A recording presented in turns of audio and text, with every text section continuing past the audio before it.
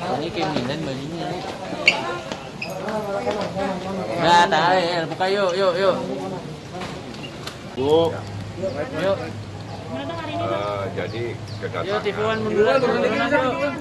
kedatangan saya dengan Nikita sebetulnya ada beberapa laporannya Nikita yang ada di Polres yang perlu kita tindak lanjuti. Yang pertama terkait dengan laporan kita mengenai dia yang dituduh sebagai cepu, sebagai orang yang kebal hukum. Yang kedua, ada juga laporan terkait dengan seseorang yang memposting dia dalam keadaan aneh-aneh dengan tulisan yang aneh-aneh. Jadi kami tadi datang, kami ingin tahu sampai sejauh mana perkembangannya, apakah terlapor sudah dipanggil sebagai saksi, ternyata penjelasannya sudah dipanggil namun tidak hadir. Nah, kami minta supaya proses hukum ini berjalan sebagaimana yang telah ditentukan dalam KUHP. Artinya kalau saksi tidak datang, apalagi dia saksi yang tanda kutip sebagai orang yang dilaporkan, kalau tidak datang ya dipanggil lagi secara patut untuk yang kedua kalinya. Kalau tetap tidak mau datang, saya minta supaya dipanggil secara paksa sebagaimana yang telah ditentukan di dalam KUHP. Jadi prosesnya seperti itu. Jadi kita datang khusus karena dia ingin proses hukum terhadap beberapa orang yang telah mencemarkan nama baiknya itu diproses sebagaimana yang telah ditentukan di dalam undang-undang.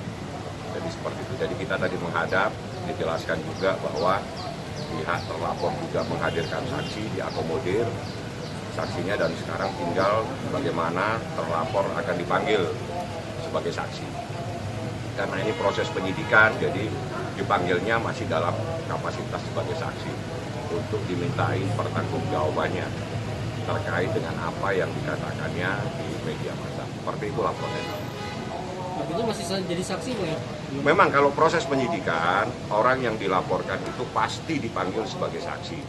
Nah, nanti setelah proses penyidikan ada yang namanya gelar perkara. Setelah gelar perkara akan ditentukan apakah dia telah memenuhi syarat untuk ditetapkan sebagai tersangka. Itu proses hukumnya. Jadi kita harus bisa memahami proses hukum yang ada di dalam proses penyelidikan, penyidikan, dan penetapan seseorang menjadi tersangka. Jadi tidak mudah. Tiba-tiba orang ditetapkan sebagai tersangka itu mustahil. Jadi pasti ada melalui sebuah proses. Proses yang dilalui menurut KUHP itu adalah penyelidikan. Setelah penyelidikan dilakukan penyidikan. Setelah itu digelar lagi. Apakah memang telah terpenuhi unsur-unsurnya? Apakah orang yang dilaporkan ini bisa dipertanggungjawabkan? Karena dia dapat dipertanggungjawabkan telah diduga melakukan tindak pidana. Itu proses hukum. Kita harus pahami dan kita harus hormati proses ini. Karena hukum pidana acuannya sudah ada di dalam KUHP. Jadi kita tidak bisa menyimpang.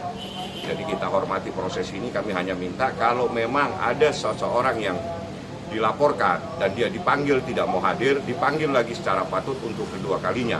Apabila juga tidak mau datang, mohon dipanggil secara paksa. Itu yang kami harapkan. Jadi ini kita juga meminta seperti itu. Terima kasih sudah nonton.